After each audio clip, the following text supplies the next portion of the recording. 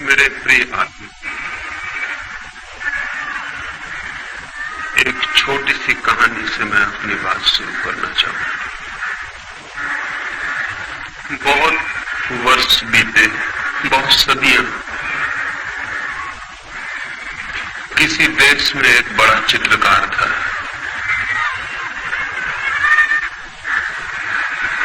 वो जब अपनी युवावस्था में था, उसने सोचा कि मैं एक ऐसा चित्र बनाऊं जिसमें भगवान का आनंद झलकता हो। मैं ऐसी दो आंखें चित्रित करूं जिनमें अनंत शांति झलकती हो। मैं ऐसे एक व्यक्ति को खोजूं, एक ऐसे मनुष्य को जिसका चित्र जीवन के जो पार है, जगत से जो दूर है, उसकी खबर लाता हो। और वो अपने देश के गांव-गांव घूमा, जंगल जंगल उसने छाना उस आदमी को जिसकी प्रतिछवि वो बना सके। और आखिर एक पहाड़ पर गाय चराने वाले एक चरवाहे को उसने खोज लिया। उसकी आंखों में कोई झलक थी, उसके चेहरे की रूपरेखा में कोई दूर की खबर थी। उसे देखकर ही लगता था कि मनुष्य के भीतर परमात्मा भी है। उसने उसके चित्र को बनाया। उस चित्र की लाखों प्रतियां गांव-गांव, दूर-दूर के देशों में बिकी। लोगों ने उस चित्र को घर में टांग कर अपने को धन्य समझा। फिर 20 वर्ष बाद वो चित्रकार बूढ़ा हो गया था और उस चित्रकार को एक ख्याल और आया। जीवन भर के अनुभव से उसे पता चला था कि आदमी में भगवान ही अगर अकेला होता तो ठीक था, आदमी में शैतान भी दिखाई पड़ता है। उसने सोचा कि मैं एक चित्र और बनाऊं जिसमें आदमी के भीतर शैतान की छवि हो, तब मेरे दोनों चित्र पूरे मनुष्य के चित्र बन सकेंगे। वो फिर गया बुढ़ापे में, जुआ घरों में, शराब खानों में, पागल घरों में। उसने खोजबीन की उस आदमी की जो आदमी न हो, शैतान हो, जिसकी आंखों में नरक की लपटें जलती हों, जिसके चेहरे की आकृति उस सबका स्मरण दिलाती हो जो अशुभ है, कुरूप है, असुंदर है। वो पाप की प्रतिमा की खोज में निकला। एक प्रतिमा उसने परमात्मा की बनाई थी, वो एक प्रतिमा पाप की भी बनाना चाहता था।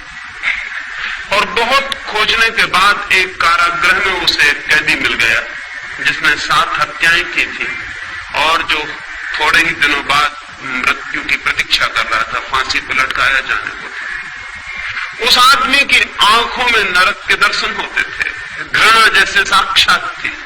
उस आदमी की चेहरे की रूपरेखा ऐसी थी कि वैसा कुरूप मनुष्य खोजना मुश्किल था। उसने उसके चित्र को बनाया। जिस दिन उसका चित्र बन के पूरा हुआ, वो अपने पहले चित्र को भी लेकर कारागृह में आया और दोनों चित्रों को पास पास रख के देखने लगा कि कौन सी कलाकृति श्रेष्ठ बनी। तय करना मुश्किल था। चित्रकार खुद भी मुग्ध हो गया था। दोनों ही चित्र अद्भुत थे। कौन सा श्रेष्ठ था? कला की दृष्टि से यह तय करना मुश्किल था। और तभी उस चित्रकार को पीछे किसी की रोने की आवाज सुनाई पड़ी। लौट के देखा तो वो कैदी जंजीरों में बंधा रो रहा है जिसकी उसने तस्वीर बनाई थी। वो चित्रकार हैरान हुआ। उसने कहा कि मेरे दोस्त, तुम क्यों रोते हो? चित्रों को देखकर तुम्हें क्या तकलीफ हुई? उस आदमी ने कहा, मैंने इतने दिन तक छिपाने की कोशिश की, लेकिन आज मैं हार गया हूं। शायद तुम्हें पता नहीं कि पहली तस्वीर भी तुमने मेरी ही बनाई थी। ये दोनों तस्वीरें मेरी। 20 साल पहले पहाड़ पर जो आदमी तुम्हें मिला था वो मैं ही। और इसलिए रोता हूं कि मैंने 20 साल में कौन सी यात्रा कर ली, स्वर्ग से नरक की, परमात्मा से पाप की। पता नहीं ये कहानी कहां तक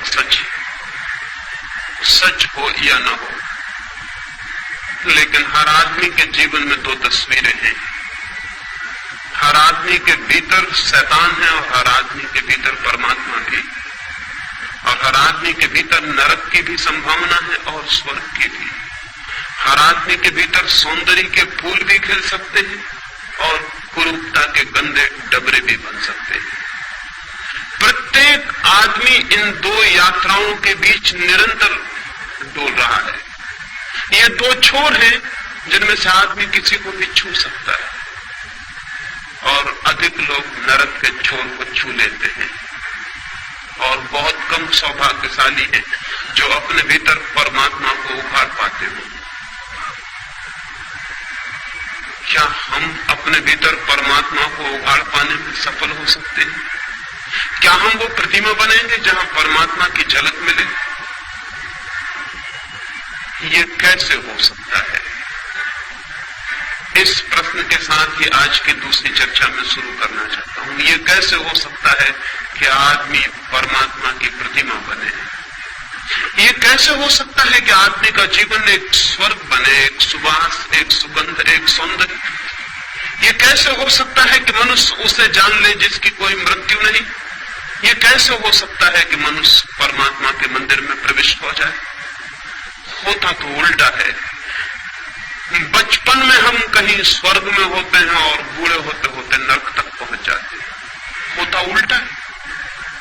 होता यह है कि बचपन के बाद जैसे रोज हमारा पतन होता है, बचपन में तो किसी इनोसेंस, किसी निर्दोष संसार का हम अनुभव करते हैं, और फिर धीरे धीरे एक कपट से भरा हुआ, पाखंड से भरा हुआ मार्ग हम तय करते हैं, और बूढ़े होते होते न केवल हम शरीर से बूढ़े हो जाते हैं बल्कि हम आत्मा से भी बूढ़े हो जाते हैं। न केवल शरीर दीनहीन, जीन जर्जर हो जाता है, बल्कि आत्मा भी पतित, दीन जर्जर हो जाती है। ये और इसे ही हम जीवन मान लेते हैं और समाप्त हो जाते हैं। धर्म इस संबंध में संदेह उठाना चाहता है। धर्म एक बड़ा संदेह है इस संबंध में कि यह आदमी की जीवन की यात्रा गलत है, कि स्वर्ग से हम नरक तक पहुंच जाएं। होना तो उल्टा चाहिए। जीवन की यात्रा उपलब्धि की यात्रा होनी चाहिए कि हम दुख से आनंद तक पहुंचे, हम अंधकार से प्रकाश तक पहुंचे, हम मृत्यु से अमृत तक पहुंचे। प्राणों के प्राण की अभिलाषा और प्यास भी वही है। प्राणों में एक ही आकांक्षा है कि मृत्यु से अमृत तक कैसे पहुंचे। प्राणों में एक ही प्यास है कि हम अंधकार से आलोक को कैसे उपलब्ध हो। प्राणों की एक ही मांग है कि हम असत्य से सत्य तक कैसे जा सकते हैं।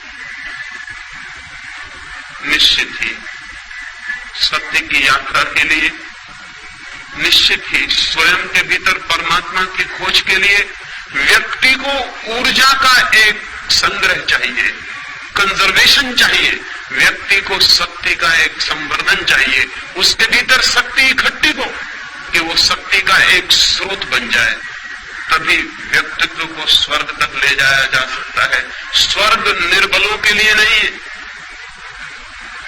जीवन के सत्य उनके लिए नहीं है जो दीनहीन हो जाते हैं शक्ति को खोकर, जो जीवन की सारी शक्ति को खो देते हैं और भीतर दुर्बल और दीन हो जाते हैं। वे यात्रा नहीं कर सकते।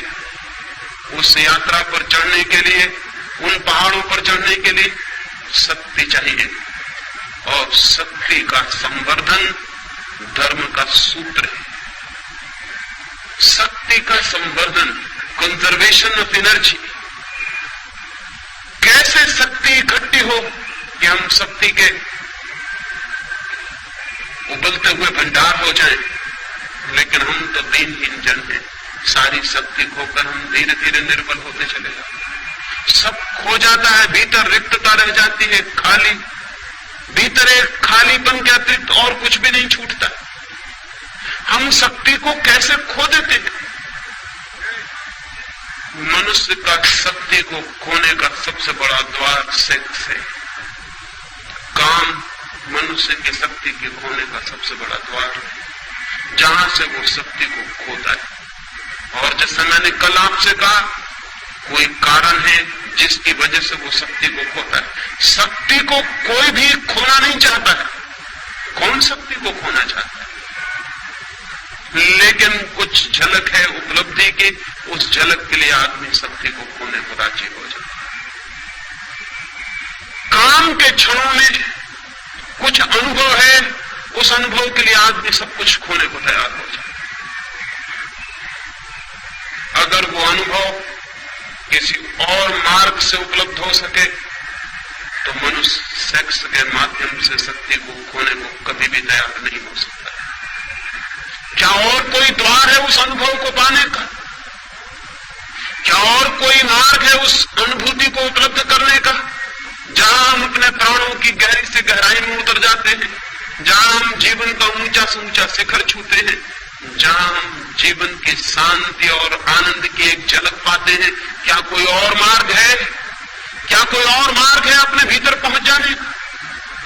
क्या स्वयं की शांति और आनंद के स्रोत तक पहुंच जाने की और कोई सीढ़ी है? अगर वो सीढ़ी हमें दिखाई पड़ जाए तो जीवन में एक क्रांति घटित हो जाती है।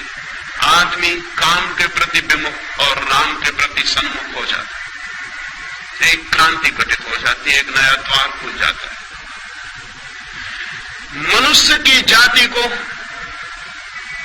अगर हम नया द्वार न दे सके तो मनुष्य एक रिपीटेटिव सर्किल में, एक पुनरुक्ति वाले चक्कर में घूमता है और नष्ट होता है।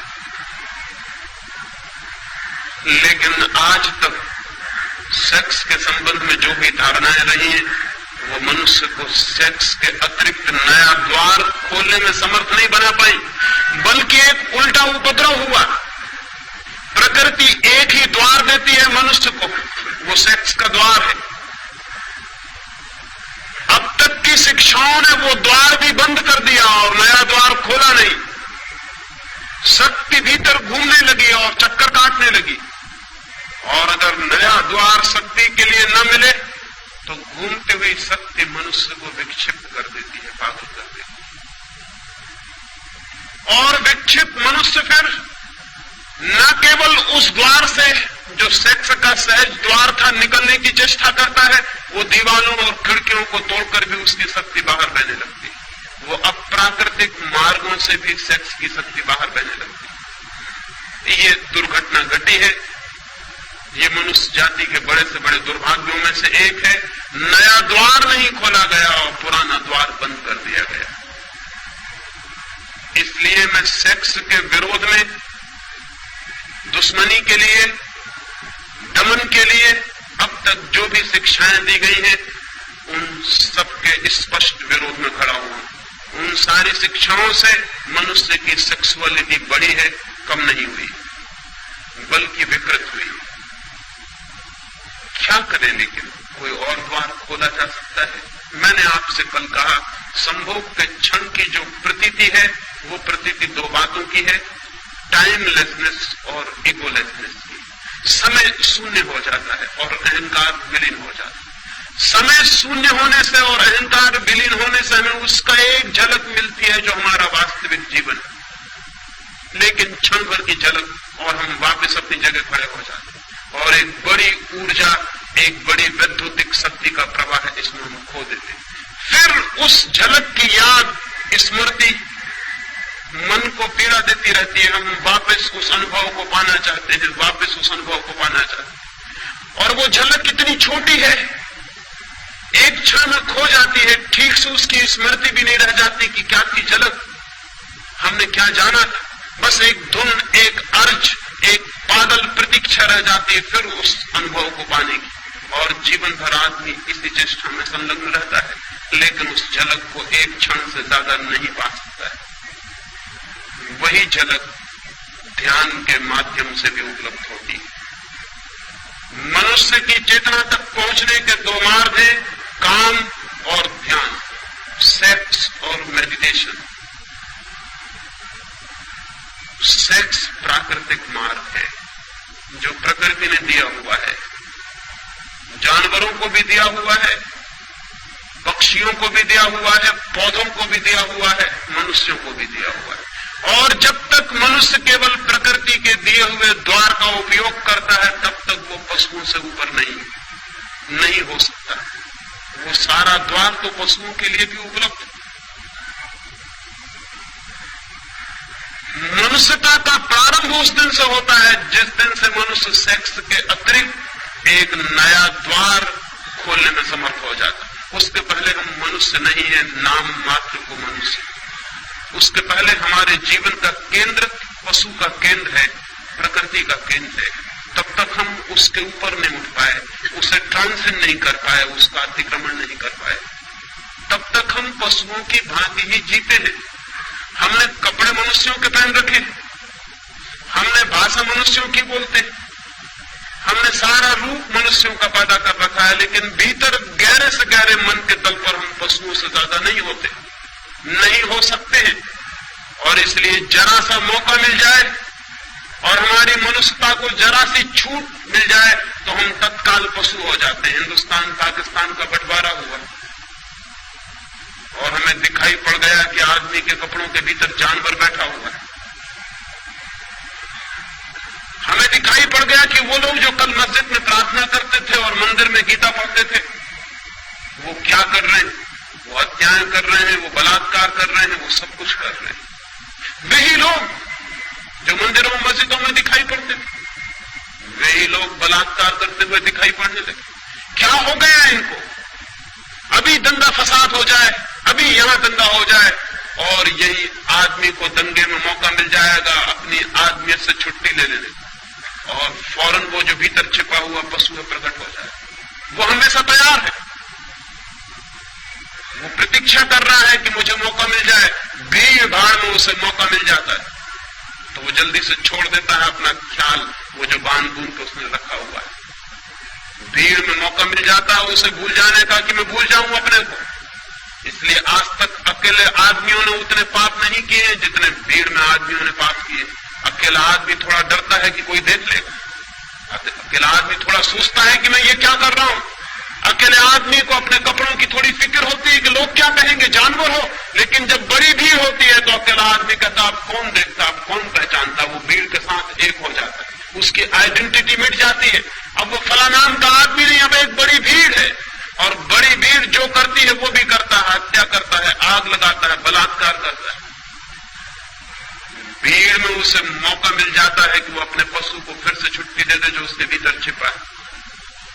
और इसीलिए आदमी 10-5 वर्षों में युद्ध की प्रतीक्षा करने लगता है, दंगों की प्रतीक्षा करने लगता है। अगर हिंदू मुस्लिम का बहाना मिल जाए तो हिंदू मुस्लिम सही, अगर हिंदू मुस्लिम का ना मिले तो गुजराती मराठी भी काम कर सकता है। अगर गुजराती मराठी ना हो तो हिंदी बोलने वाला और गैर हिंदी बोलने वाला भी काम कर सकता है। कोई भी बहाना चाहिए आदमी को, उसके भीतर के पशु को छुट्टी चाहिए। वो घबरा जाता है, पशु भीतर बंद रहते रहते वो कहता है मुझे प्रकट होने दो।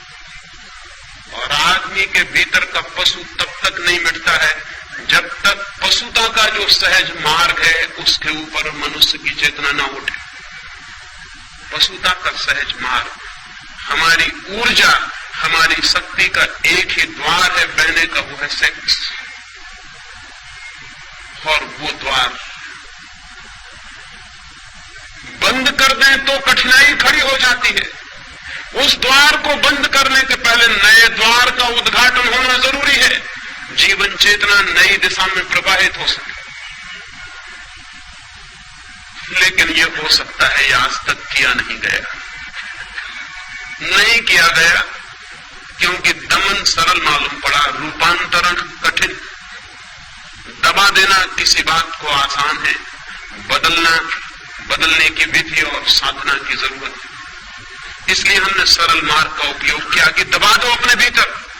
लेकिन हम ये भूल गए कि दबाने से कोई चीज नष्ट नहीं होती है, दबाने से और बलशाली हो जाती है। और हम ये भी भूल गए कि दबाने से हमारा आकर्षण और गहरा होता है। जिसे हम दबाते हैं वो हमारे चेतना की और गहरी परतों में प्रविष्ट हो जाता है। हम उसे दिन में दबा लेते हैं, वो सपनों में हमारे आंखों में झूलने लगता है।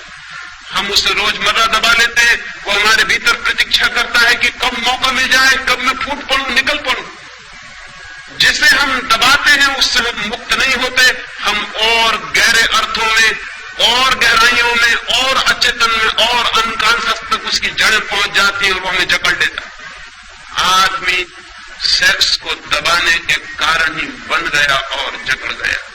और यही वजह है, पशुओं का तो सेक्स का कोई अवधि होती है, कोई पीरियड होता है वर्ष में। आदमी की कोई अवधि ना रही, कोई पीरियड ना रहा। आदमी 24 घंटे 12 महीने सेक्सुअल है। सारे जानवरों में कोई जानवर ऐसा नहीं कि जो 12 महीने और 24 घंटे कामुकता से भरा हुआ। उसका वक्त है, उसकी ऋतु है, वो आती है और चला जाता है, और फिर उसका स्मरण भी खो जाता है। आदमी को क्या हो गया? आदमी ने दबाया जिस चीज को, वो फैलकर उसके 24 घंटे और 12 महीने के जीवन पर फैल गई। कभी आपने इस पर विचार किया कि कोई पशु हर स्थिति में हर समय कामुक नहीं होता, लेकिन आदमी हर स्थिति में हर समय कामुक है। जैसे कामुकता उबल रही, जैसे कामुकता ही सब कुछ है। ये कैसे हो गया? ये दुर्घटना कैसे संभव हुई है? पृथ्वी पर सिर्फ मनुष्य के साथ हुई है और किसी जानवर के साथ नहीं। क्यों? एक ही कारण है, सिर्फ मनुष्य ने दबाने की कोशिश की है, और जिसे दबाया वो जहर की तरह सब तक फैल गया। और दबाने के लिए हमें क्या करना पड़ा? दबाने के लिए हमें निंदा करनी पड़ी, दबाने के लिए हमें गाली देनी पड़ी, दबाने के लिए हमें अपमानजनक भावनाएं पैदा करनी पड़ी। हमें कहना पड़ा सेक्स पाप है, हमें कहना पड़ा कि सेक्स नरक है, हमें कहना पड़ा कि जो सेक्स में है वो गरेट है, निंदित है। हमें ये सारी गालियां खोजनी पड़ी, तभी हम दबाने में सफल हो सके। और हमें ख्याल भी नहीं कि इन निंदाओं और गालियों के कारण हमारा सारा जीवन जहर से भर गया। नीत्शे ने एक वचन कहा है जो बहुत अर्थपूर्ण है। उसने कहा है कि धर्मों ने जहर खिला के सेक्स को मार डालने की कोशिश की थी। सेक्स मरा तो नहीं, सिर्फ जहरीला होकर जिंदा है। मर भी जाता तो ठीक था, वो मरा नहीं, लेकिन और गड़बड़ हो गई बात। वो जहरीला भी हो गया और जिंदा है। ये जो सेक्सुअलिटी है, ये जहरीला सेक्स है। सेक्स तो पशुओं में भी है, काम तो पशुओं में भी है, क्योंकि काम जीवन की ऊर्जा है। लेकिन सेक्सुअलिटी, कामुकता सिर्फ मनुष्य में, कामुकता पशुओं में नहीं। पशुओं की आंखों में देखें, वहां कामुकता दिखाई नहीं पड़ेगी। आदमी की आंखों में झांके, वहां एक कामुकता का रस झलकता हुआ दिखाई पड़ेगा। इसलिए पशु आज भी एक तरह से सुंदर है, लेकिन दमन करने वाले पागलों की कोई सीमा नहीं कि वो कहां तक बढ़ जाएंगे। मैंने कल आपको कहा था कि अगर हमें दुनिया को सेक्स से मुक्त करना है तो बच्चे और बच्चियों को एक दूसरे के निकट लाना होगा। इसके पहले कि उनमें सेक्स जागे, 14 साल के पहले वे एक दूसरे के शरीर से इतने स्पष्ट रूप से परिचित हो ले कि वो आकांक्षा विलीन हो जाए। लेकिन अमेरिका में अभी अभी एक नया आंदोलन चला है, और वो नया आंदोलन वहां के बहुत धार्मिक लोग चला रहे हैं। शायद आपको पता भी ना हो, वो नया आंदोलन बड़ा अद्भुत। वो आंदोलन ये है कि सड़कों पर गाय, भैंस, घोड़े, कुत्ता, बिल्ली को भी बिना कपड़ों के नहीं निकाला जाए, उनको कपड़े पहन के निकाला जाए। उनको भी कपड़े पहनाने चाहिए, क्योंकि नंगे पशुओं को देखकर बच्चे बिगड़ सकते। बड़े मजे की बात है, नंगे पशुओं को देखकर बच्चे बिगड़ सकते हैं। अमेरिका के कुछ नीति शास्त्री इसके बाबत आंदोलन और संगठन और संस्थाएं बना रहे हैं कि पशुओं को भी सड़कों पर नग्न नहीं लाया जा सकता। आदमी को बचाने की इतनी कोशिशें चल रही हैं, और कोशिश बचाने की जो करने वाले लोग हैं वही आदमी को नष्ट कर रहे हैं। कभी आपने ख्याल किया कि पशु अपनी नग्नता में भी अद्भुत है और सुंदर है? उसकी नग्नता में भी वो निर्दोष है, सरल और सीधा है। कभी आपको पशु नग्न है ये भी ख्याल शायद ही आया हो, जब तक कि आपके भीतर बहुत नंगापन न छिपा हो, तब तक आपको पशु नंगा नहीं दिखाई पड़ सकता है। लेकिन वे जो भयभीत लोग हैं, वे जो डरे हुए लोग हैं, वे भय और डर के कारण सब कुछ कर रहे हैं आज तक, और उनके सब करने से आदमी रोज नीचे से नीचे उतरता जा रहा है। जरूरत तो यह है कि आदमी भी किसी दिन इतना सरल हो कि नग्न खड़ा हो सके, निर्दोष और आनंद से भरा हुआ। जरूरत तो ये है, जैसे महावीर जैसा व्यक्ति नग्न खड़ा हो गया, लोग कहते हैं कि उन्होंने कपड़े छोड़े, कपड़ों का त्याग किया। मैं कहता हूं न कपड़े छोड़े न कपड़ों का त्याग किया, चित्त इतना निर्दोष हो गया होगा, इतना इनोसेंट जैसे छोटे बच्चों का, तो वे नग्न खड़े हो गए होंगे। क्योंकि ढांकने को जब कुछ भी नहीं रह जाता तो आदमी नग्न हो सकता है। जब तक ढांकने को कुछ है हमारे भीतर, तब तक आदमी अपने को छिपाएगा। जब ढांकने को कुछ भी नहीं है तो नग्न हो सकता है। चाहिए तो एक ऐसी पृथ्वी कि आदमी भी इतना सरल होगा कि नग्न होने में भी उसे कोई पश्चाताप, कोई पीड़ा न होगी, नग्न होने में भी उसे कोई अपराध न होगा। आज तो हम कपड़े पहनकर भी अपराधी मालूम होते हैं, हम कपड़े पहन के भी नंगे हैं, और ऐसे लोग भी रहे जो नग्न होकर भी नग्न नहीं थे। नंगापन मन की एक वृत्ति है, सरलता, निर्दोष चित्त, फिर नग्नता भी सार्थक हो जाती, अर्थपूर्ण हो जाती, वो भी एक सौंदर्य ले लेती है। लेकिन अब तक आदमी को जहर पिलाया गया है, और जहर का परिणाम ये हुआ कि हमारा सारा जीवन एक कोने से लेकर दूसरे कोने तक विषाक्त हो गया है। स्त्रियों को हम कहते हैं पति को परमात्मा समझना, और उन स्त्रियों को बचपन से सिखाया गया है कि सेक्स पाप, नरक, वे कल विवाहित होंगी, वे उस पति को कैसे परमात्मा मान सकेंगी जो उन्हें सेक्स में और नरक में ले जा रहा। एक तरफ हम सिखाते हैं पति परमात्मा है, और पत्नी का अनुभव कहता है कि यही पहला पापी है जो मुझे नरक में घसीट रहा है। एक बहन ने मुझे आकर कहा, पिछली मीटिंग में जब मैं यहां बोला भारतीय विद्या भवन में, तो बहन मेरे पास उसी दिन आई और उसने कहा कि मैं बहुत गुस्से में हूं, मैं बहुत क्रोध में हूं। सेक्स तो बड़ी घृणित चीज है, सेक्स तो पाप है, और आपने सेक्स की इतनी बात क्यों की? मैं तो घृणा करती हूं सेक्स। अब ये पत्नी है, इसका पति है, इसके बच्चे हैं, बच्चियां हैं, और ये पत्नी सेक्स को घृणा करती है। ये पति को कैसे प्रेम कर सकती है जो इसे सेक्स में ले जा रहा है? ये उन बच्चों को कैसे प्रेम कर सकती है जो सेक्स से पैदा हो रहे हैं? इसका प्रेम जहरीला रहेगा, इसके प्रेम में जहर छिपा रहेगा। पति और इसके बीच एक बुनियादी दीवार खड़ी रहेगी, बच्चों और इसके बीच एक बुनियादी दीवार खड़ी रहेगी, क्योंकि वो सेक्स की दीवार और सेक्स की कंडेमनेशन की वृत्ति बीच में खड़ी है। ये बच्चे पाप से आए, ये पति और मेरे बीच पाप का संबंध, और जिनके साथ पाप का संबंध है उनके प्रति हम मैत्रीपूर्ण हो सकते हैं, पाप के प्रति हम मैत्रीपूर्ण हो सकते हैं। सारी दुनिया का ग्रस्त जीवन नष्ट किया है सेक्स को गाली देने वाले, निंदा करने वाले लोगों ने, और उन्होंने इसे नष्ट करके जो दुष्परिणाम लाए हैं वो ये नहीं है कि सेक्स से लोग मुक्त हो गए हों। जो पति अपनी पत्नी और अपने बीच एक दीवार पाता है पाप की, वो पत्नी से कभी भी तृप्ति अनुभव नहीं कर पाता, तो आसपास की स्त्रियों को खोजता है, वेश्याओं को खोजता है, खोजेगा। अगर पत्नी से उसे तृप्ति मिल गई होती तो शायद इस जगत की सारी स्त्रियां उसके लिए मां और बहन हो जाती, लेकिन पत्नी से भी तृप्ति न मिलने के कारण सारी स्त्रियां उसे पोटेंशियल औरतों की तरह, पोटेंशियल पत्नियों की तरह मालूम पड़ती है, जिनको पत्नी में बदला जा सकता है। ये स्वाभाविक है, ये होने वाला, ये होने वाला था, क्योंकि जहां तृप्ति मिल सकती थी वहां जहर है, वहां पाप है, और तृप्ति नहीं मिलती, और वो चारों तरफ भटकता है और खोजता है, और क्या क्या इजादें करता है खोज के आदमी। अगर उन सारी इजादों को हम सोचने बैठे तो घबरा जाएंगे कि आदमी ने क्या क्या इजादें की।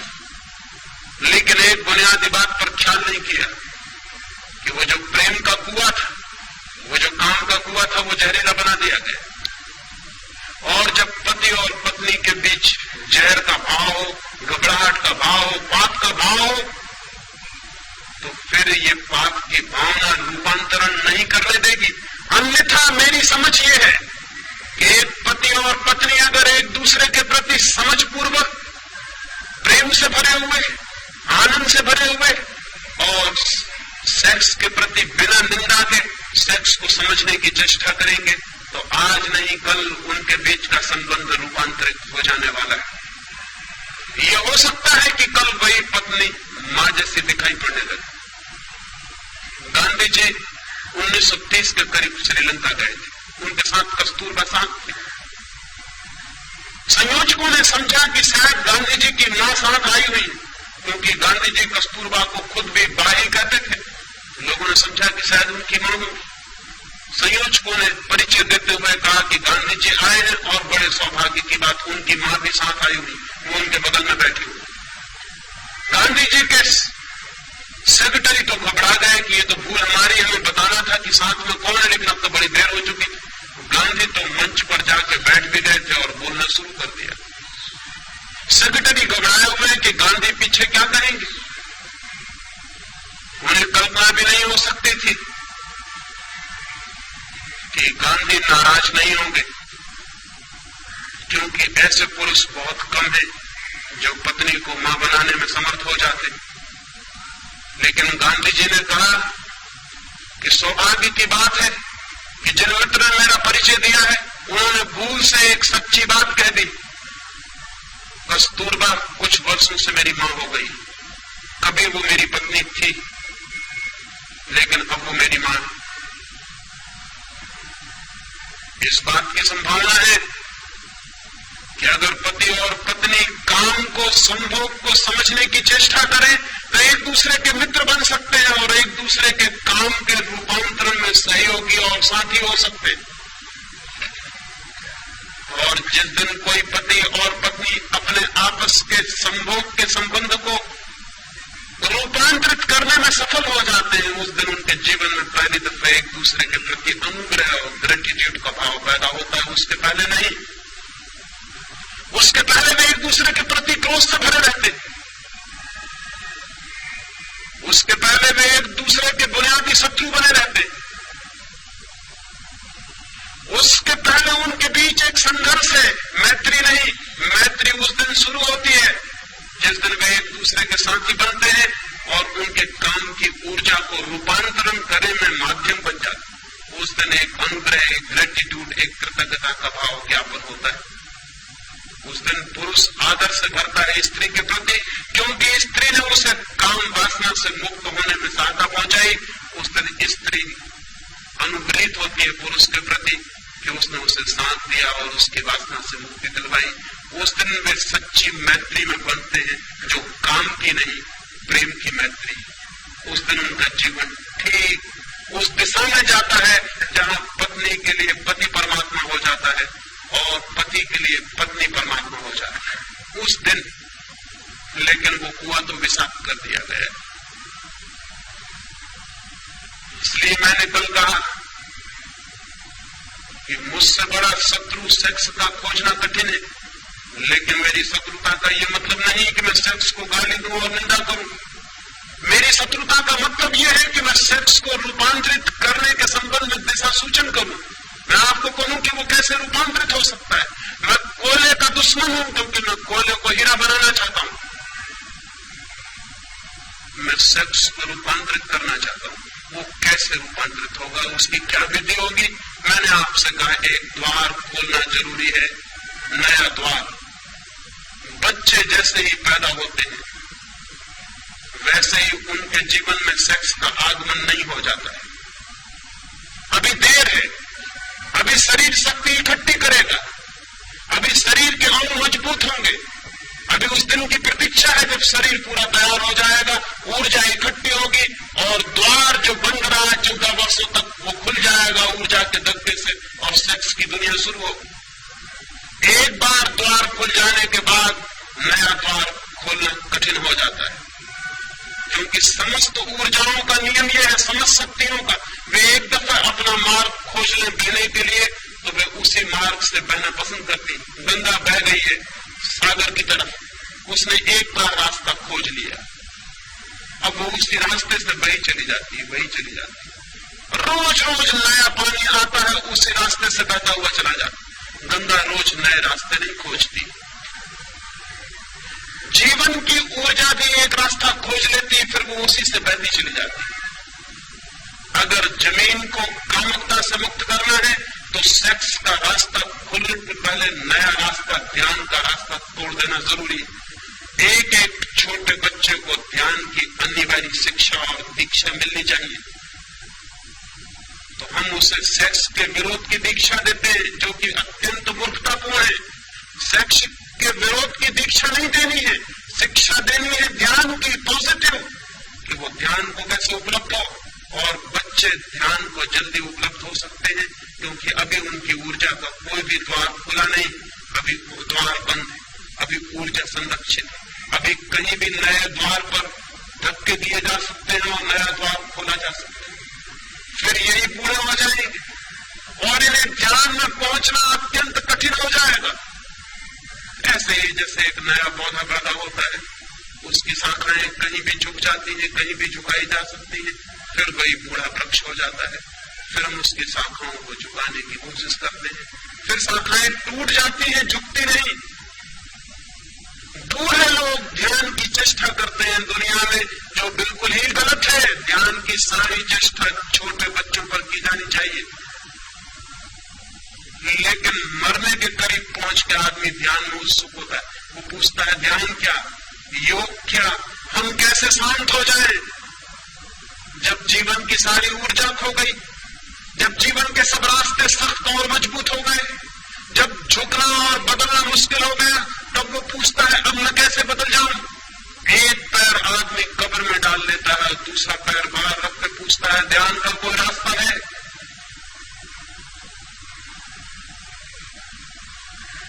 अजीब सी बात है, बिल्कुल पागलपन की बात है। ये पृथ्वी कभी भी शांत और ध्यानस्थ नहीं हो सकेगी जब तक ध्यान का संबंध पहले दिन के पैदा हुए बच्चे से उन्हें जोड़ेगी, अंतिम दिन के व्रत से नहीं जोड़ा जा सकता। व्यर्थ ही हमें बहुत श्रम उठाना पड़ता है बाद के दिनों में शांत होने के लिए, जो कि पहले एकदम हो सकता था। छोटे बच्चों को ध्यान की दीक्षा काम के रूपांतरण का पहला चरण, शांत होने की दीक्षा, निर्विचार होने की दीक्षा, मौन होने की दीक्षा। बच्चे ऐसे भी मौन हैं, बच्चे ऐसे भी शांत हैं।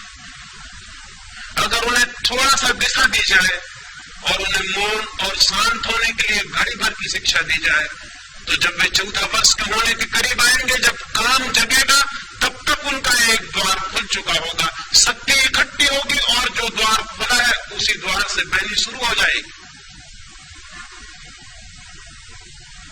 उन्हें शांति का, आनंद का, कालहीनता का, निरअहंकार भाव का अनुभव सेक्स के बहुत अनुभव के पहले उपलब्ध हो जाएगा। वही अनुभव उनकी ऊर्जा को गलत मार्गों से रोकेगा और ठीक मार्गों पर ले आएगा। लेकिन हम छोटे छोटे बच्चों को ध्यान तो नहीं सिखाते, काम का विरोध सिखाते हैं। पाप है, गंदगी है, कुरूपता है, बुराई है, नरक है, ये सब हम बताते हैं। और इस सब के बताने से कुछ भी फर्क नहीं पड़ता, कुछ भी फर्क नहीं पड़ता, बल्कि हमारे बताने से वे और भी आकर्षित होते हैं और तलाश करते हैं कि क्या है ये गंदगी, क्या है ये नरक, जिसके लिए बड़े इतने भयभीत और बेचैन। और फिर थोड़े ही दिनों में उन्हें यह भी पता चल जाता है कि बड़े जिस बात से हमें रोकने की कोशिश कर रहे हैं, खुद दिन रात उसी में लीन। और जिस दिन उन्हें यह पता चल जाता है, माँ बाप के प्रति सारी श्रद्धा समाप्त हो जाती है। माँ बाप के प्रति श्रद्धा समाप्त करने में शिक्षा का हाथ नहीं है। माँ बाप के प्रति श्रद्धा समाप्त करने में माँ बाप का अपना हाथ है। आप जिन बातों के लिए बच्चों को गंदा कहते हैं, बच्चे बहुत जल्दी पता लगा लेते हैं कि उन सारी गंदगियों में आप भली भांति लवली हैं। आपकी दिन की जिंदगी दूसरी है और आपकी दूसरी। आप कहते कुछ है, करते कुछ है। छोटे बच्चे बहुत एक्यूट ऑब्जर्वर होते हैं, बहुत गौर से निरीक्षण करते रहते हैं कि क्या हो रहा है घर में। वो देखते हैं कि माँ जिस बात को गंदा कहती है, बाप जिस बात को गंदा कहता है, वही गंदी बात दिन रात घर में चल रही। इसका उन्हें बहुत जल्दी बोध हो जाता है। उनका सारा श्रद्धा का भाव विलीन हो जाता है कि धोखेबाज सेपरेट हैं, ये बातें कुछ और कहते हैं, करते कुछ और हैं। और जिन बच्चों का माँ बाप पर से विश्वास उठ गया, वो बच्चे परमात्मा पर कभी विश्वास नहीं कर सकेंगे। इसको याद रखना, क्योंकि बच्चों के लिए परमात्मा का पहला दर्शन माँ बाप में होता है। अगर वो वही खंडित हो गया तो ये बच्चे भविष्य में नास्तिक हो जाने वाले। बच्चों को पहले परमात्मा की प्रतीक अपने माँ बाप की पवित्रता से होती है। पहली दफा बच्चे माँ बाप को ही जानते हैं निकटतम, और उनसे ही उन्हें पहली दफा श्रद्धा और रिवरेंस का भाव पैदा होता है। अगर वही खंडित हो गया तो इन बच्चों को मरते दम तक वापस परमात्मा के रास्ते पे लाना मुश्किल हो जाएगा, क्योंकि पहला परमात्मा ही धोखा दे गया। जो माँ थी, जो बाप था, वही धोखेबाज सिद्ध हुआ। आज सारी दुनिया में जो लड़के ये कह रहे हैं कि कोई परमात्मा नहीं है, कोई आत्मा नहीं, कोई मोक्ष नहीं है, धर्म सब बकवास है, उसका कारण ये नहीं है कि लड़कों ने पता लगा लिया है कि आत्मा नहीं है, परमात्मा नहीं। उसका कारण ये है कि लड़कों ने माँ बाप का पता लगा लिया है कि वो धोखेबाज। और ये सारा धोखा सेक्स के आसपास केंद्रित है। ये सारा धोखा सेक्स के केंद्र पर खड़ा हुआ है। बच्चों को ये सिखाने की जरूरत नहीं कि सेक्स पाप है, बल्कि ईमानदारी से ये सिखाने की जरूरत है कि सेक्स जिंदगी का एक हिस्सा है और तुम सेक्स से ही पैदा हुए और हमारी जिंदगी में वो है, ताकि बच्चे सरलता से माँ बाप को समझ सके और जब जीवन को वो जाने तो वो आदर से भर सके कि माँ बाप सच्चे और ईमानदार। उनको जीवन में आस्तिक बनाने में इससे बड़ा संबल और कुछ भी नहीं होगा कि वो अपने माँ बाप को सच्चा और ईमानदार अनुभव कर सके। लेकिन आज सब बच्चे जानते हैं कि माँ बाप बेईमान और धोखेबाज। ये बच्चे और माँ बाप के बीच एक कलह का कारण होता है। सेक्स का दमन पति और पत्नी को तोड़ दिया, माँ बाप और बच्चों को तोड़ दिया। नहीं, सेक्स का विरोध नहीं, निंदा नहीं, बल्कि सेक्स की शिक्षा दी जानी चाहिए।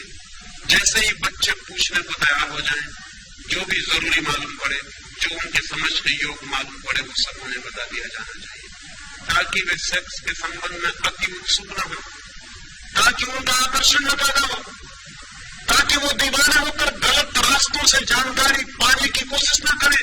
आज बच्चे सब जानकारी पा लेते हैं यहाँ वहां से, गलत मार्गों से, गलत लोगों से उन्हें जानकारी मिलती है जो जीवन भर उन्हें पीड़ा देती है। और माँ बाप और उनके बीच एक मौन की दीवार होती है, जैसे माँ बाप को कुछ भी पता नहीं है और बच्चों को भी कुछ पता नहीं। उन्हें सेक्स की सम्यक शिक्षा मिलनी चाहिए, राइट एजुकेशन। और दूसरी बात, उन्हें ध्यान की दीक्षा मिलनी चाहिए, कैसे मौन हो, कैसे शांत हो, कैसे निर्विचार हो। और बच्चे तत्क्षण निर्विचार हो सकते हैं, मौन हो सकते हैं, शांत हो सकते हैं। 24 घंटे में 1 घंटे अगर बच्चों को घर में मौन में ले जाने की व्यवस्था हो, निश्चित ही वे मौन में तभी जा सकेंगे जब आप भी उनके साथ मौन बैठ सकें। हर घर में 1 घंटा मौन का अनिवार्य होना चाहिए। एक दिन खाना न मिले घर में तो चल सकता है, लेकिन 1 घंटा मौन के बिना घर नहीं चल सकता। वो घर झूठा है, उस घर को परिवार कहना गलत है जिस परिवार में 1 घंटे की मौन की दीक्षा नहीं। वो 1 घंटे का मौन 14 वर्षों में उस दरवाजे को तोड़ देगा, रोज धक्के मारेगा, उस दरवाजे को तोड़ देगा जिसका नाम ध्यान है। जिस ध्यान से मनुष्य को समयहीन, टाइमलेसनेस, इगोलेसनेस, अहंकार शून्य अनुभव होता है, जहां से आत्मा की झलक मिलती है। वो झलक सेक्स के अनुभव के पहले मिल जानी जरूरी। अगर वो झलक मिल जाए तो सेक्स के प्रति अति से दौड़ समाप्त हो जाएगी, ऊर्जा इस नए मार्ग से बहने लगेगी। ये मैं पहला चरण कहता हूं। ब्रह्मचर्य की साधना में, सेक्स के ऊपर उठने की साधना में, सेक्स की ऊर्जा के ट्रांसफॉर्मेशन के लिए पहला चरण है ध्यान और दूसरा चरण है प्रेम। बच्चे को बचपन से ही प्रेम की दीक्षा दी जानी चाहिए। हम अब तक यही सोचते रहे हैं कि प्रेम की शिक्षा मनुष्य को सेक्स में ले जाएगी। ये बात अत्यंत भ्रांत है। सेक्स की शिक्षा तो मनुष्य को प्रेम में ले जा सकती है, लेकिन प्रेम की शिक्षा कभी किसी मनुष्य को सेक्स में नहीं ले जाती, बल्कि सच्चाई उल्टी है। जितना प्रेम विकसित होता है उतनी ही सेक्स की ऊर्जा प्रेम में रूपांतरित होकर बटनी शुरू हो जाती। जो लोग जितने कम प्रेम से भरे होते हैं उतने ही ज्यादा कामुक होंगे, उतने ही सेक्सुअल होंगे। जिनके जीवन में जितना कम प्रेम है उनके जीवन में उतनी ही ज्यादा घृणा होगी। जिनके जीवन में जितना कम प्रेम है उनके जीवन में उतना ही विद्वेष होगा। जिनके जीवन में जितना कम प्रेम है उनके जीवन में उतनी ही ईर्ष्या होगी। जिनके जीवन में जितना कम प्रेम है उतनी ही उनके जीवन में प्रतिस्पर्धा होगी। जिनके जीवन में जितना कम प्रेम है उनके जीवन में उतनी चिंता और दुख होगा। दुख, चिंता, ईर्ष्या, घृणा, द्वेष, इन सबसे जो आदमी जितना ज्यादा घिरा है उसकी शक्तियां सारी की सारी भीतर इकट्ठी हो जाती हैं। उनके निकास का कोई मार्ग नहीं रह जाता। उनके निकास का एक ही मार्ग रह जाता है, वो सेक्स। प्रेम शक्तियों का निकास बनता है। प्रेम बहाव है, क्रिएशन, सृजनात्मक है प्रेम, इसलिए वो बहता है और एक तृप्ति लाता है। वो तृप्ति सेक्स की तृप्ति से बहुत ज्यादा कीमती और गहरी। जिससे वो तृप्ति मिल गई वो फिर कंकड़ पत्थर नहीं बीनता, जिससे हीरे जवाहरात मिलने शुरू हो जाते। लेकिन घृणा से भरे आदमी को वो तृप्ति कभी नहीं मिलती। घृणा में वो तोड़ देता है चीजों को, लेकिन तोड़ने से कभी किसी आदमी को कोई तृप्ति नहीं मिलती। तृप्ति मिलती है निर्माण करने से। द्वेष से भरा आदमी संघर्ष करता है, लेकिन संघर्ष से कोई तृप्ति नहीं मिलती। तृप्ति मिलती है दान से, देने से, छीन लेने से नहीं। संघर्ष करने वाला छीन लेता है, छीनने से वो तृप्ति कभी नहीं मिलती जो किसी को दे देने से और दान से उपलब्ध होती है। महत्वाकांक्षी आदमी एक पद से दूसरे पद की यात्रा करता रहता है, लेकिन कभी भी शांत नहीं हो पाता। शांत वे होते हैं जो पदों की यात्रा नहीं बल्कि प्रेम की यात्रा करते हैं, जो प्रेम के एक तीर्थ से दूसरे तीर्थ की यात्रा करते हैं। जितना आदमी प्रेमपूर्ण होता है उतना तृप्ति, एक कंटेंटमेंट, एक गहरा संतोष, एक आनंद का भाव, एक उपलब्धि का भाव उसके प्राणों के रग रग में बहने लगता है। उसके सारे शरीर से एक रस झलकने लगता है जो तृप्ति का रस है, जो आनंद का रस है। वैसा तृप्त आदमी सेक्स की दिशाओं में नहीं जाता। जाने के लिए, रोकने के लिए चेष्टा नहीं करनी पड़ती, वो जाता ही नहीं। क्योंकि यही तृप्ति क्षण भर को सेक्स से मिलती थी, प्रेम से ये तृप्ति 24 घंटे को मिल जाती। तो दूसरी दिशा है कि व्यक्तित्व का अधिकतम विकास प्रेम के मार्गों पर होना चाहिए। हम प्रेम करें, हम प्रेम दें, हम प्रेम में जिए। और जरूरी नहीं है कि हम प्रेम मनुष्य को ही देंगे तभी प्रेम की दीक्षा होगी। प्रेम की दीक्षा तो पूरे व्यक्तित्व के प्रेम पूर्ण होने की दीक्षा है। वो तो टू बी लविंग होने की दीक्षा है। एक पत्थर को भी हम उठाएं तो ऐसे उठा सकते हैं जैसे मित्र को उठा रहे हैं, और एक आदमी का हाथ भी हम ऐसे पकड़ सकते हैं जैसे शत्रु का हाथ पकड़े हुए। एक आदमी वस्तुओं के साथ भी प्रेमपूर्ण व्यवहार कर सकता है।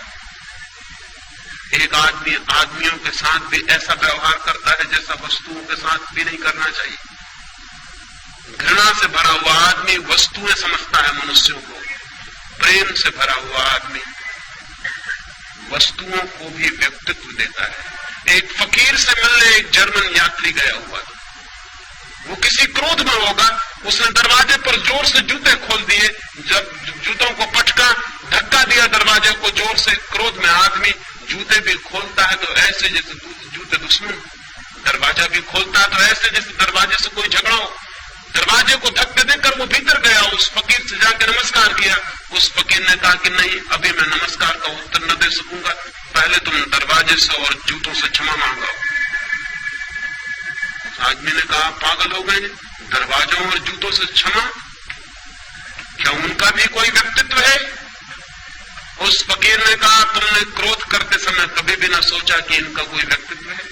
तुमने जूते ऐसे पटके जैसे उनमें जान हो, जैसे उनका कोई कसूर हो। तुमने दरवाजा ऐसा खोला जैसे तुम दुश्मन हो। नहीं, जब तुमने क्रोध करते वक्त उनका व्यक्तित्व मान लिया तो पहले जाओ, क्षमा मांग के आ जाओ, तब मैं तुमसे आगे बात करूं, अन्यथा मैं बात करने को नहीं। अब वो आदमी दूर जर्मनी से उस फकीर को मिलने गया, इतनी सी बात तो मुलाकात ना हो सकेगी, मजबूरी थी, उसे जाके दरवाजे पर हाथ जोड़ के क्षमा मांगनी पड़ी कि मित्र क्षमा कर दो। जूतों को कहना पड़ा माफ करिए, भूल हो गई हमें जो आपको इस भांति गुस्से में खोला। उस जर्मन यात्री ने लिखा है कि लेकिन जब मैं क्षमा मांग रहा था तो पहले तो मुझे हंसी आई कि मैं क्या पागलपन कर रहा हूं, लेकिन जब मैं क्षमा मांग चुका तो मैं हैरान हुआ, मुझे एक इतनी शांति मालूम हुई जिसकी मुझे कल्पना नहीं हो सकती थी कि दरवाजे और जूतों से क्षमा मांग के शांति मिल सकती। मैं जाकर उस फकीर के पास बैठा, वो हंसने लगा और उसने कहा अब ठीक, अब कुछ बात हो सकती है, तुमने थोड़ा प्रेम जाहिर किया, अब तुम संबंधित हो सकते हो, समझ भी सकते हो, क्योंकि अब तुम प्रफुल्लित हो, अब तुम आनंद से भर गए हो। सवाल मनुष्यों के साथ ही प्रेमपूर्ण होने का नहीं, प्रेमपूर्ण होने का है। ये सवाल नहीं है कि मां को प्रेम दो, ये गलत बात है। जब कोई मां अपने बच्चे को कहती है कि मैं तेरी मां हूं इसलिए प्रेम कर, तब वो गलत शिक्षा दे रही है, क्योंकि जिस प्रेम में इसलिए लगा हुआ है देयरफॉर वो प्रेम झूठा। जो कहता है इसलिए प्रेम करो कि मैं बाप हूं, वो गलत शिक्षा दे रहा है। वो कारण बता रहा है प्रेम का, प्रेम अकारण होता है, प्रेम कारण से नहीं होता। मां कहती मैं तेरी मां हूं, मैंने तुझे इतने दिन पाला पोसा बड़ा किया इसलिए प्रेम कर, वो वजह बता रही, प्रेम खत्म हो गया। अगर वो प्रेम भी होगा तो बच्चा झूठा प्रेम दिखाने की कोशिश करेगा, क्योंकि ये मां है इसलिए प्रेम दिखाना पड़ता। नहीं, प्रेम की शिक्षा का मतलब है प्रेम का कारण नहीं, प्रेमपूर्ण होने की सुविधा और व्यवस्था कि बच्चा प्रेमपूर्ण हो सके। जो मां कहती मुझसे प्रेम कर क्योंकि मैं मां हूं, वो प्रेम नहीं सिखा रही। उसे ये कहना चाहिए कि ये तेरा व्यक्तित्व, ये तेरे भविष्य, ये तेरे आनंद की बात है कि जो भी तेरे मार्ग पे पड़ जाए तो उससे प्रेमपूर्ण हो। पत्थर पड़ जाए, फूल पड़ जाए, आदमी पड़ जाए, जानवर पड़ जाए, ये सवाल जानवर को प्रेम देने का नहीं, फूल को प्रेम देने का नहीं, मां को प्रेम देने का नहीं, तेरे प्रेमपूर्ण होने का है, क्योंकि तेरा भविष्य इस पर निर्भर करेगा कि तू कितना प्रेमपूर्ण है, तेरा व्यक्तित्व कितना प्रेम से भरा हुआ है, उतना तेरे जीवन में आनंद की संभावना बढ़ेगी। प्रेमपूर्ण होने की शिक्षा चाहिए मनुष्य को, तो वो कामुकता से मुक्त हो सकता है। लेकिन हम तो प्रेम की कोई शिक्षा नहीं देते, हम तो प्रेम का कोई भाव पैदा नहीं करते, हम तो प्रेम के नाम पर भी जो बातें करते हैं वो झूठी सिखाते हैं उनको। क्या आपको पता है कि एक आदमी एक के प्रति प्रेमपूर्ण और दूसरे के प्रति घृणापूर्ण हो सकता है? यह संभव है। प्रेमपूर्ण आदमी प्रेमपूर्ण होता है, आदमियों से कोई संबंध नहीं है उस बात का।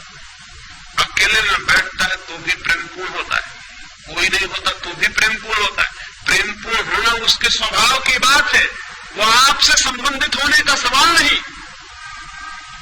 क्रोधी आदमी अकेले में भी क्रोधपूर्ण होता है, घृणा से भरा आदमी अकेले में भी घृणा से भरा होता है। वो अकेले भी बैठा है तो आप उसको देख के कह सकते हैं कि यह आदमी क्रोधी है, हालांकि वो किसी पर क्रोध नहीं कर रहा है, लेकिन उसका सारा व्यक्तित्व क्रोधी। प्रेमपूर्ण आदमी अगर अकेले में बैठा है तो आप कहेंगे यह आदमी कितने प्रेम से भरा हुआ बैठा। फूल एकांत में खिलते हैं जंगल के तो वहां भी सुगंध बिखेरते रहते हैं, चाहे कोई सूंघने वाला हो या ना हो, रास्ते से कोई निकले या निकले, फूल सुगंधित होता रहता है। फूल का सुगंधित होना स्वभाव है, इस भूल में आप मत पड़ना कि आपके लिए सुगंधित हो रहा है। प्रेमपूर्ण होना व्यक्तित्व बनाना चाहिए, वो हमारा व्यक्तित्व हो, इससे कोई संबंध नहीं कि वो किसके प्रति। लेकिन जितने प्रेम करने वाले लोग हैं वो सोचते हैं कि मेरे प्रति प्रेमपूर्ण हो जाओ और किसी के प्रति नहीं, और उनको पता नहीं कि जो सबके प्रति प्रेमपूर्ण नहीं वो किसी के प्रति प्रेमपूर्ण नहीं हो सकता। पत्नी कहती पति से मुझे प्रेम करना बस, फिर आ गया स्टॉप, फिर इधर उधर कहीं देखना मत, फिर और कहीं तुम्हारे प्रेम की जरा सी धारा न बहे, बस प्रेम यानी इस तरफ। और उस पत्नी को पता नहीं कि ये प्रेम झूठा, वो अपने हाथ से की ले रही। जो पति प्रेमपूर्ण नहीं है हर स्थिति में हर एक के प्रति, वो पत्नी के प्रति भी प्रेमपूर्ण कैसे हो सकता है? प्रेमपूर्ण 24 घंटे के जीवन का स्वभाव, वो ऐसी कोई बात नहीं कि हम किसी के प्रति प्रेमपूर्ण हो जाएं और किसी के प्रति प्रेमहीन हो जाएं। लेकिन आज तक मनुष्यता इसको समझने में समर्थ नहीं हो पाई। बाप कहता है कि मेरे प्रति प्रेमपूर्ण, लेकिन घर में जो चपरासी है उसके प्रति वो तो नौकर, लेकिन उसे पता नहीं कि जो बेटा एक बूढ़े नौकर के प्रति प्रेमपूर्ण नहीं हो पाया है, वो बूढ़ा नौकर भी किसी का बाप है। वो आज नहीं कल जब उसका बाप भी बूढ़ा हो जाएगा उसके प्रति भी प्रेमपूर्ण नहीं रह जाएगा। तब ये बाप पछताएगा कि मेरा लड़का मेरे प्रति प्रेमपूर्ण नहीं। लेकिन इस बाप को पता ही नहीं कि लड़का प्रेमपूर्ण हो सकता था उसके प्रति भी, अगर जो भी आसपास थे सबके प्रति प्रेमपूर्ण होने की शिक्षा दी गई होती तो वो इसके प्रति भी प्रेमपूर्ण होता। प्रेम स्वभाव की बात है, संबंध की बात नहीं। प्रेम रिलेशनशिप नहीं है, प्रेम है स्टेट ऑफ माइंड, वो मनुष्य के व्यक्तित्व का भीतरी अंग है। तो हमें प्रेमपूर्ण होने की दूसरी दीक्षा दी जानी चाहिए एक एक चीज के प्रति। अगर बच्चा एक किताब को भी गलत ढंग से रखे तो गलती बात है, उसे उसी क्षण टोकना चाहिए कि तुम्हारे व्यक्तित्व के लिए शोभादायक नहीं कि तुम इस भांति किताब को रखो। कोई देखेगा, कोई सुनेगा, कोई पाएगा कि तुम किताब के साथ दुर्व्यवहार किए हो, तुम एक कुत्ते के साथ गलत ढंग से पेश आए हो। ये तुम्हारे व्यक्तित्व की गलती है। एक फकीर के बाबत मुझे ख्याल आता है, एक छोटा सा फकीर का झोपड़ा। रात थी, जोर से वर्षा होती थी, रात के 12 बजे होंगे। फकीर और उसकी पत्नी दोनों सोते थे। किसी आदमी ने दरवाजे पर दस्तक दी। छोटा था झोपड़ा, कोई शायद शरण चाहता है। उसकी पत्नी से उसने कहा कि द्वार खोल दे। कोई द्वार पर खड़ा है, कोई यात्री, कोई अपरिचित मित्र। सुनते हैं उसकी बात, उसने कहा कोई अपरिचित मित्र। हमारे तो जो परिचित हैं वो भी मित्र नहीं होते। उसने कहा कोई अपरिचित मित्र, ये प्रेम का भाव। कोई अपरिचित मित्र द्वार पर खड़ा है, द्वार खोल। उसकी पत्नी ने कहा लेकिन जगह तो बहुत कम है, हम 2 के लायक ही मुश्किल से है, कोई तीसरा आदमी भीतर आएगा तो हम क्या करेंगे। उस फकीर ने कहा पागल, ये किसी अमीर का महल नहीं है कि छोटा पड़ जाए, ये गरीब की झोपड़ी। अमीर का महल छोटा पड़ जाता है हमेशा, एक मेहमान आ जाए तो महल छोटा पड़ जाता है। ये गरीब की झोपड़ी है। उसकी पत्नी ने कहा इसमें झोपड़ी अमीर और गरीब का क्या सवाल, जगह छोटी है। उस फकीर ने कहा जहां दिल में जगह बड़ी हो वहां झोपड़ा महल की तरह मालूम होता है, और जहां दिल में छोटी जगह हो वहां झोपड़ा। तो क्या महल भी छोटा और झोपड़ा हो जाता। द्वार खोल दे। द्वार पर खड़े हुए आदमी को वापस कैसे लौटाया जा सकता है। अभी हम दोनों लेटे थे, अब 3 लेट नहीं सकेंगे, तीनों बैठेंगे। बैठने के लिए काफी जगह है। मजबूरी थी, पत्नी को दरवाजा खोल देना पड़ा। एक मित्र आ गया, पानी से भीगा हुआ, उसके कपड़े बदले, फिर वो तीनों बैठ के गपशप करने लगे। दरवाजा फिर बंद है। फिर किन्हीं 2 आदमियों ने दरवाजे पर दस्तक दी। अब उस फकीर ने उस मित्र को कहा, वो दरवाजे के पास था, कि दरवाजा खोल दो, मालूम होता है कोई आया। उस आदमी ने कहा कैसे खोल दो दरवाजा, जगह कहाँ है यहाँ। वो आदमी भी 2 घड़ी पहले आया था खुद, और भूल गया ये बात कि जिस प्रेम ने मुझे जगह दी थी वो मुझे जगह नहीं दी थी, प्रेम था उसके भीतर इसलिए जगह दी थी। अब फिर कोई दूसरा आ गया, फिर जगह बनानी पड़ेगी। लेकिन उस आदमी ने कहा नहीं, दरवाजा खोलने की जरूरत नहीं, मुश्किल से हम 3 बैठे हुए। वो फकीर हंसने लगा। उसने कहा बड़े पागल हो, मैंने तुम्हारे लिए जगह नहीं की थी, प्रेम था इसलिए जगह की थी। प्रेम अब भी है, वो तुम पर चुप भी नहीं गया और समाप्त नहीं हो गया। दरवाजा खोलो। अभी हम दूर दूर बैठे हैं, फिर हम पास पास बैठ जाएंगे। पास पास बैठने के लिए काफी जगह है, और रात ठंडी है, पास पास बैठने में आनंद ही और होगा। दरवाजा खोलना पड़ा। 2 आदमी भीतर आ गए। फिर वे पास पास बैठ के गपशप करने लगे, और थोड़ी देर बीती और रात आगे बढ़ गई और वर्षा हो रही, और एक गधे ने आके सिर लगाया दरवाजे से, पानी में भीग गया। वो रात शरण चाहता है। उस फकीर ने कहा कि मित्रों, वो 2 मित्र दरवाजे पर बैठे हुए थे जो पीछे आए थे, दरवाजा खोल दो। कोई अपरिचित मित्र फिर आ गया। उन लोगों का ये मित्र वगैरह नहीं है, ये गधा है, इसकी जगह खोलने की कोई जरूरत नहीं। उस फकीर ने कहा तुम्हें शायद पता नहीं, अमीर के दरवाजे पर आदमी के साथ भी गधे जैसा व्यवहार किया जाता है। ये गरीब की झोपड़ी है, हम गधे के साथ भी आदमी जैसा व्यवहार करने की आदत से बने। दरवाजा खोल दो। पर वे दोनों कहने लगे जगह। उस फकीर ने कहा जगह बहुत है, अभी हम बैठे हैं, अब हम खड़े हो जाएंगे। खड़े होने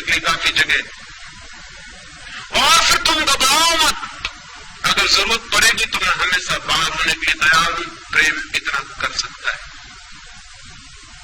एक लविंग एटीट्यूड, एक प्रेमपूर्ण हृदय बनाने की जरूरत है। जब प्रेमपूर्ण हृदय बनता है तो व्यक्तित्व का एक तृप्ति का भाव, एक रसपूर्ण तृप्ति। क्या आपको कभी ख्याल है जब भी आप किसी के प्रति जरा से प्रेमपूर्ण हुए, पीछे एक तृप्ति की लहर छूट गई? क्या आपको कभी भी ख्याल है कि जीवन में तृप्ति के क्षण वे ही रहे हैं जो बेशर्त प्रेम के क्षण रहे होंगे? जब कोई शर्त ना रही होगी प्रेम की, और जब आपने रास्ते चलते एक अजनबी आदमी को देख के मुस्कुरा दिया हो, उसके पीछे छूट गई तृप्ति का कोई अनुभव है? उसके पीछे साथ आ गया एक शांति का भाव, एक प्राणों में एक आनंद की लहर का कोई पता है? जब राह चलते किसी आदमी को उठा लिया हो, किसी गिरते को संभाल लिया हो, किसी बीमार को एक फूल दे दिया हो, इसलिए नहीं कि वो आपकी माँ है, इसलिए नहीं कि वो आपका पिता है, नहीं वो आपका कोई भी नहीं है, लेकिन एक फूल किसी बीमार को दे देना आनंदपूर्ण। व्यक्तित्व में प्रेम की संभावना बढ़ती जानी चाहिए, वो इतनी बढ़ जानी चाहिए पौधों के प्रति, पक्षियों के प्रति, पशुओं के प्रति, आदमियों के प्रति, अपरिचितों के प्रति, अनजान लोगों के प्रति, विदेशियों के प्रति जो बहुत दूर है उनके प्रति, जानतारों के प्रति प्रेम हमारा बढ़ता चला जाए। जितना प्रेम हमारा बढ़ता है उतनी ही सेक्स की जीवन में संभावना कम होती चली जाती है।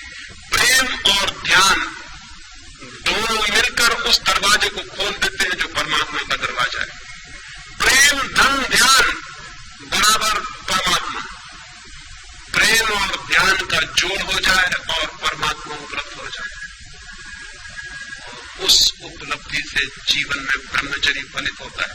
फिर सारी ऊर्जा एक नए ही मार्ग पर ऊपर चढ़ने लगती, फिर बह बह के निकल नहीं जाती, फिर जीवन से बाहर निकल के व्यर्थ नहीं हो जाती, फिर जीवन के भीतरी मार्गों पर गति करने लगती। उसका एक ऊर्ध्व गमन, एक ऊपर की तरफ यात्रा शुरू होती। अभी हमारी यात्रा नीचे की तरफ है। सेक्स ऊर्जा का अधोगमन, नीचे की तरफ बह जाना है। ब्रह्मचर्य ऊर्जा का ऊर्ध्वगमन है, ऊपर की तरफ उठ जाना है। प्रेम और ध्यान ब्रह्मचर्य के सूत्र है। तीसरी बात कल आपसे करने को हूं कि ब्रह्मचर्य उपलब्ध होगा तो क्या फल होगा, क्या होगी उपलब्धि, क्या मिल जाएगा?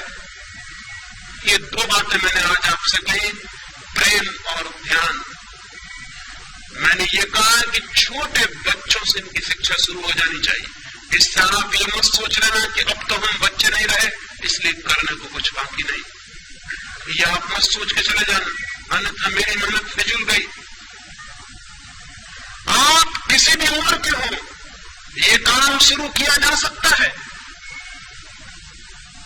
ये काम कभी भी शुरू किया जा सकता है। हालांकि जितनी उम्र बढ़ती चली जाती है उतना मुश्किल होता चला जाता है।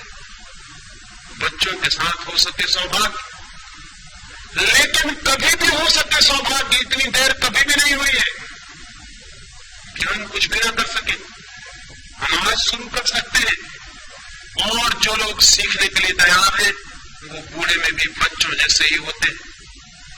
वो बुढ़ापे में भी शुरू कर सकते हैं अगर उनकी सीखने की क्षमता है, अगर लर्निंग का एटीट्यूड है, अगर वो इस ज्ञान से नहीं भर गए कि हमने सब जान लिया और सब पा लिया, तो वे सीख सकते हैं और वे छोटे बच्चों की भांति नई यात्रा शुरू कर सकते हैं। बुद्ध के पास एक भिक्षु कुछ वर्षों से दीक्षित था। एक दिन बुद्ध ने उससे पूछा कि भिक्षु तुम्हारी उम्र क्या है? उस भिक्षु ने कहा मेरी उम्र 5 वर्ष। बुद्ध कहने लगे 5 वर्ष? तुम तो कोई 70 वर्ष के मालूम पड़ते हो, कैसा झूठ बोलते हो? उस भिक्षु ने कहा लेकिन 5 वर्ष पहले ही मेरे जीवन में ध्यान की किरण फूटी, 5 वर्ष पहले ही मेरे जीवन में प्रेम की वर्षा हुई। उसके पहले मैं जीता था वो सपने में जीना, वो नींद में जीना था, उसकी गिनती अब मैं नहीं करता हूं, कैसे करूं? जिंदगी तो इधर 5 वर्षों से शुरू हुई, इसलिए मैं कहता हूं मेरी उम्र 5 वर्ष। बुद्ध ने अपने भिक्षुओं से कहा भिक्षुओं इस बात को ख्याल में रख लेना, अपनी उम्र आज से तुम भी इसी तरह जोड़ना। यही उम्र को आपने का ढंग समझना। अगर प्रेम और ज्ञान का जन्म नहीं हुआ है तो उम्र फिजूल चली गई। अभी आपका ठीक जन्म भी नहीं हुआ है और कभी भी इतनी देर नहीं हुई जबकि हम प्रयास करें, श्रम करें और हम अपने नए जन्म को उपलब्ध न हो जाए। इसलिए मेरी बात से ये नतीजा मत निकाल लेना कि आप तो बचपन के पार हो चुके। इसलिए ये बात आने वाले बच्चों के लिए, कोई आदमी किसी भी क्षण इतने दूर नहीं निकल गया है कि वापस न लौट आए। कोई आदमी कितने ही गलत रास्तों पर चला हो, ऐसी जगह नहीं पहुंच गया है कि ठीक रास्ता उसे दिखाना पड़ सके। कोई आदमी कितने ही हजारों वर्षों से अंधकार में रह रहा हो, इसका मतलब ये नहीं है कि वो दिया जलाएगा तो अंधकार कहेगा कि मैं 1000 वर्ष पुराना हूं इसलिए नहीं टूटता। दिया जलाने से एक दिन का अंधकार भी टूटता है, 1000 साल का अंधकार भी उसी तरह टूट जाता है। दिया जलाने की चेष्टा बचपन में आसानी से हो सकती है, बाद में थोड़ी कठिनाई है, लेकिन कठिनाई का अर्थ असंभावना नहीं। कठिनाई का अर्थ है थोड़ा ज्यादा श्रम, कठिनाई का अर्थ है थोड़ा ज्यादा संकल्प, कठिनाई का अर्थ है थोड़ा ज्यादा लगन पूर्वक, ज्यादा सातत्य से तोड़ना पड़ेगा व्यक्तित्व की जो बंदी धाराएं हैं उनको और नए मार्ग खोलने पड़ेंगे। लेकिन जब नए मार्ग की जरा सी भी किरण फूटनी शुरू होती है तो सारा श्रम ऐसा लगता है कि हमने कुछ भी नहीं किया और बहुत कुछ पा लिया है। जब एक किरण भी आती है उस आनंद की, उस सत्य की, उस प्रकाश की, तो लगता है हमने तो बिना कुछ किए पा लिया है, क्योंकि हमने जो किया था उसका तो